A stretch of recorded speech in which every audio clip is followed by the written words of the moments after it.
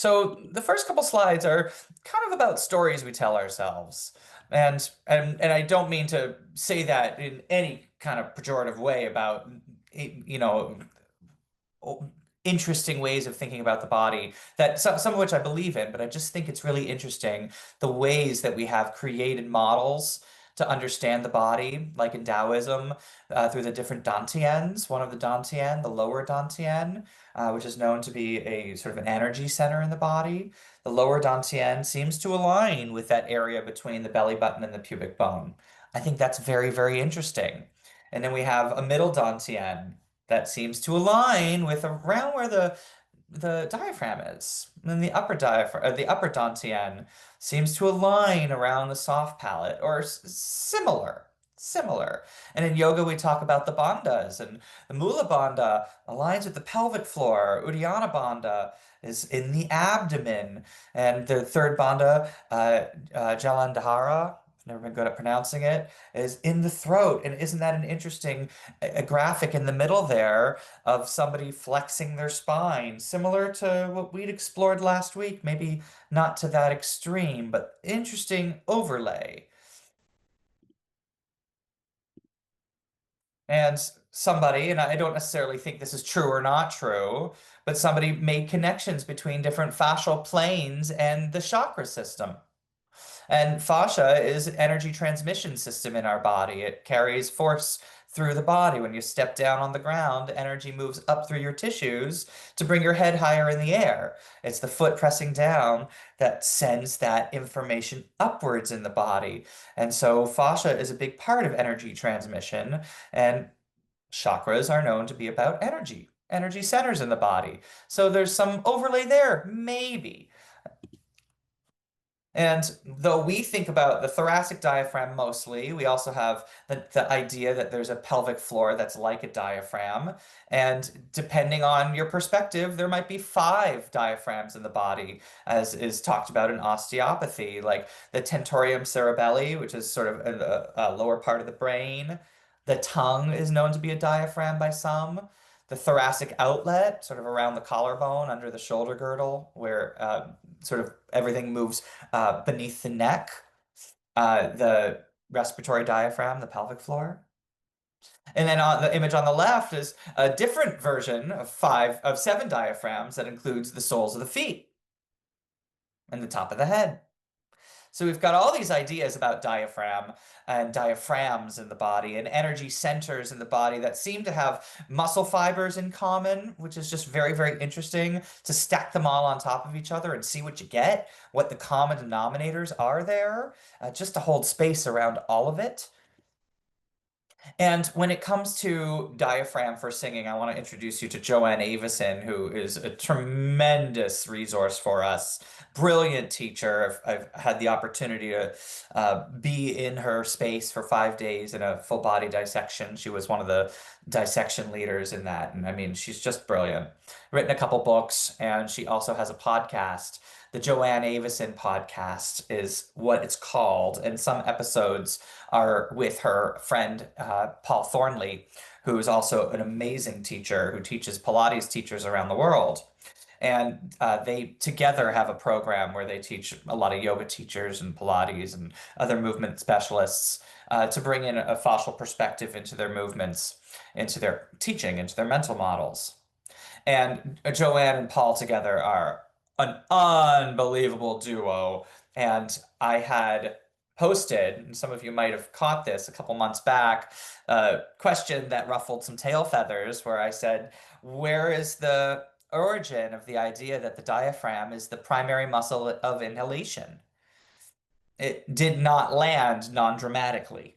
And I ask this because I think, like, okay, yes, the diaphragm, I'm sure it's important, but it doesn't work alone. It's working with the intercostal muscles. If the ribs don't move, the diaphragm is really limited in what it can do.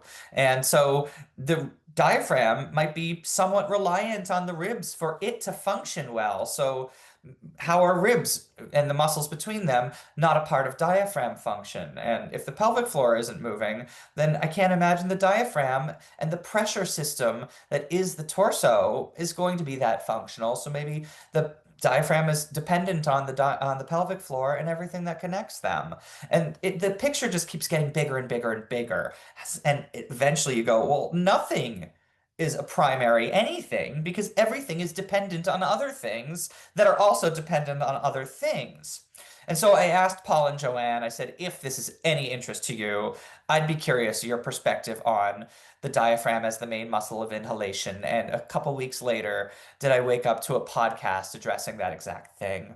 And I will share the link to that podcast with you so you can take a listen and maybe we can chat about it at the top of our next session.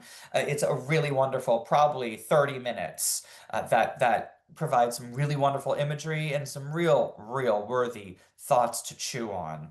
But one of the things that Joanne says is movement is not an intellectual process. And we've really intellectualized it. And these models show us the potential within our body, but sometimes we latch on to the intellectual parts of it and lose track of the felt sense of it. And that's really what we are doing in this community is drawing comparisons in ways between resonance that is forced or resonance that is free. And I choose this idea, remembering reading about it in, I think, Vennard, that big fluorescent green book that gives you nightmares. Vennard was a voice researcher and teacher and wrote a very complicated book about voice. And one of the concepts in it is the difference between free and forced resonance. If you have a piano or a guitar and the strings aren't damped down, so if you have a piano and you press down the pedal to the right, it takes the felt off the keys and you sang a note in that piano, some of the strings would start to vibrate because what you're singing is a has harmonics within the note that you're singing that are also in some of the notes in the piano. And so you sing that note at a piano and it will naturally resonate. It will vibrate with your vibrations. And that is free resonance. I don't have to make contact with it, forcing it to vibrate like I would if I was playing the piano, where the hammer hits the string, forcing it to vibrate. And forced resonance is when you make contact between vibrating bodies, one vibrating body forcing the other into vibration. And sometimes the ideas that we inherited in the traditions of voice teaching feel a little forced, a little foreign to my own body, where I'm imposing something on it. And other ideas feel like it lights it up. It really brings something into my senses that feels useful, feels exciting, feels nourishing and valuable, and somehow in alignment with myself. And that's really what we're discerning here is some ideas that might have really great merit if we open them up a little bit more. Other ideas that feel stale and dead on arrival, and they don't light up my system. I want my system to be my dance partner in all I do. And so I want to create a relationship with it where I know that it is thriving as well as my desires for how it creates an outcome. Emily wrote something beautiful in the chat. Singing is relational. Nature is relational. Yes, yes, yes. It absolutely. It is an ecology. There is an ecology around everything. It's about relationships. Thank you for that, Emily. We're gonna dive right deep into that today. So it's an important thought that we are never anatomy, and we've learned a lot about our body through anatomical models, but anatomy literally means to cut up, and it is a model of a dead body cut into parts. If you put those parts together, it would not be a dead body anymore. It'd be a dead body that's taken apart and sewn back together. It would not have the same integrity that that body had before it was cut into parts. But either way, it's never going to be like a living body because it's not. And so we can learn from anatomy, but we have to recognize its approximate nature, just like that E.B. White quote from last week about all models are wrong, some are useful, but they're all approximations, and we have to take the approximate nature into consideration. Anatomy is an approximation of a body. It's an approximation. And the reason why this is important is because the self-image that we carry within us, the way we believe we work, informs the way that we work. So if I believe I'm a series of parts and pieces that are creating pulleys and levers, then I will work that way. I will move that way. I will approach challenging tasks in that way. But if I believe that I am a fully orchestrated, unified, functional being, I might use myself in a different way. I might look to different resources to lift that heavy thing. I might not think lift with the legs, not with the back. I might think use the ground. Get the force I need from my feet on the ground before I mechanize my own body. And so this is really important, especially if you're working with others, that we nourish images that propagate in a really healthy way. And so we want these images of fullness, of wholeness, to propagate within them so that they continue to embody their fullness and wholeness, whatever that means for that particular form. And this gets us into systems thinking. We think a lot in parts, and a linear system is about the parts. And those parts interact and create a whole that produces a result. In the past, we have thought of the voice as a linear system, that air makes vibration that moves into a space that creates the voice. Air first, vibration second, that moves into a space, and we've got voice. But what we know is that there is nonlinearity in that system. And a nonlinear system emerges parts that are greater than the sum of their component parts. Or sorry, emerges results that are greater than the whole of their component parts. So it's not simply air and vocal folds and space that makes voice. It's actually the interactions, the way that they are can be mixed and matched. More air, more vocal fold contact, less vocal fold contact, a bigger space in the mouth and throat, a smaller space in the mouth and throat, add the nose in there. And we know that it all affects everything. It's a flowing system. It is not a linear system. And so if you make a change at the level of the vocal folds, the breath and the space above need to adjust to be in flow. If you make a change in the mouth, the way the vocal folds vibrate are going to change, and that means a change in the breath. A change anywhere in the system is a change everywhere in the system, and the results are more than the sum of the collective parts. The collective parts themselves, when we put them into a relationship, create a product that is nonlinear. The voice itself is nonlinear. There is no voice part. The breath mixed with the vibration of the vocal folds makes a buzzing sound, and somehow when you add on the spaces and the shapes and the textures of the mouth and throat, we get human noises like that are so complex and rich with possibilities that are innumerous. So already we're looking at nonlinearity in this system, in that we get results that are bigger than the sum of the component parts. And in these circles, is another demonstration of the nonlinear emergence. When you put red and yellow together, you don't get red yellow or yellow red. You get orange, which is its own thing. It has its own identity. Now, adaptive systems are ones that change over time, and complex is indicative of lots of parts.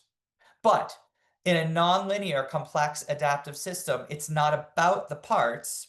Thank you for paving this pathway, Emily Bender, but it's about the relationships. And the more diversity there are in the relationships between the component parts, the more synergistic relationships emerge. Synergies are the nonlinear component, the bigger than the input, the outcome, more varied, more rich, more nuanced, has so much more in it than the interactions themselves. So more comes out of those relationships when you bring diversity to the relationships. And so we could think of the way you've been taught to breathe for singing as one way of creating a relationship between how you move air and how you make sound. And if we were to explore 20 variations of how you move air and make sound, we could rely on this theory and say our system will probably show us more. More will come out of it than what we put into it. All we had to do was play with the ways voice and breath can interact. Unlimited, unlimited amounts of possibilities there. So when we play and create relationships that are diverse between these component parts, it self-organizes, which is a feature in all complex adaptive systems. Self-organizes, it learns on its own, it optimizes itself. We don't have to tell it how to get better. It gets better on its own. Not our job. That's its job. Our job is to create more relationships, more nuance in the relationships, more clarity in the relationships, more diversity in the relationships. So here's an example. Look on the left. It's just a bunch of dots that are unrelated and fairly meaningless. But when we zoom out and we see how they're in relation to one another, we see something bigger than the dots. It's relationships over the parts. It's how they come together that doesn't make logical sense because we aren't logically organized or evolved beings, but we get more out of the relationships than any of the individual parts. And I want to be open-minded about what I mean by a part, because we could limit ourselves to body parts, but I don't mean just body parts, because we could think of the processes in relationships to one another as kind of making this a little bit scalar. That it's not just a part, but it's a process. How I breathe is a process that involves many parts that are already in some interesting relationships. It could be an idea that emerges that you could put in relationship to body parts and processes. And so there's a bigger picture here than just what I do with my hand or what I do with my stomach or what I do with my ribs. And to end this little chapter of the presentation, this is a beautiful quote by the author of Seeking Symmetry. He said it in a presentation that I was at. So it's not from the book, but he talks about the fact that nothing you do, even if you don't see how, doesn't echo out to the whole. Every part of the body is using and relying on and in relation to every other part, even if we don't know, even if we don't feel it. And our jobs through life could be to make our body in a better relationship within itself and within its environment and within everything else that it's in relation to.